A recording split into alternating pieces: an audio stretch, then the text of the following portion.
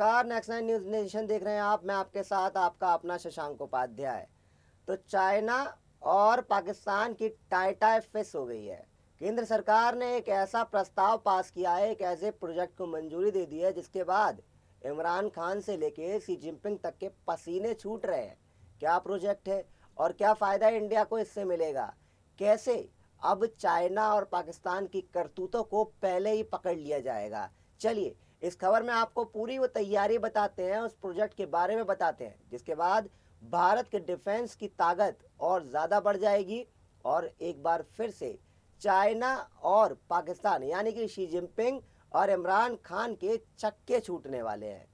केंद्र सरकार ने 11,000 करोड़ रुपए के बड़े डिफेंस प्रोजेक्ट को मंजूरी दे दी है।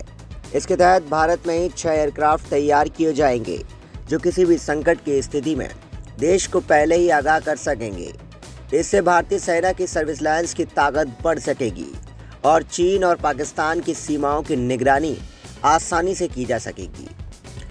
इन airborne early warning and control aircrafts को आसमान में भारत की आंख के तौर पर देखा जा रहा है। सूत्रों के मुताबिक मोदी सरकार की ओर से DRDO के उस प्रोजेक्ट को भी मंजूरी दे दी है जिसके तहत स्वदेशी रडार बनाए जाने हैं। इन्हें एयरबेस 321 पैसेंजर एयरक्राफ्ट्स में लगाए जाएंगे। इन एयरक्राफ्ट्स को एयर इंडिया के मौजूदा फ्लीट से लिया जाएगा। सुरक्षा मामलों की कैबिनेट समिति की बैठक में बुधवार को इन प्रस्तावों पर मोहर लगाई गई। कैबिनेट की मीटिंग में एयरबस टाटा के उस प्रोजेक्ट को भी मंजूरी दे दी गई जिसके तहत 21,000 करोड़ की लागत से मीडियम ट्रांसपोर्ट एयरक्राफ्ट C295 को बनाया जाना है। इस परियोजना के तहत कुल 56 एयरक्राफ्ट तैयार किए जाएंगे। Airborne early warning and control aircrafts को सीमाओं पर बढ़ते खतरे की निगरानी के लिहाज से बेहद अहम माना जा रहा है। रक्षा मंत्रालय की ओर से इस प्रोजेक्ट को बीते साल दिसंबर में ही स्वीकार कर लिया गया था। यह परियोजना इसलिए भी अहम है क्योंकि इस तकनीक के मामले में चीन और पाकिस्तान जैसे पड़ोसी देश पहले ही आगे हैं। इस प्रोजेक्ट के तहत पहला ट्रायल अगले 4 सालों में होगा।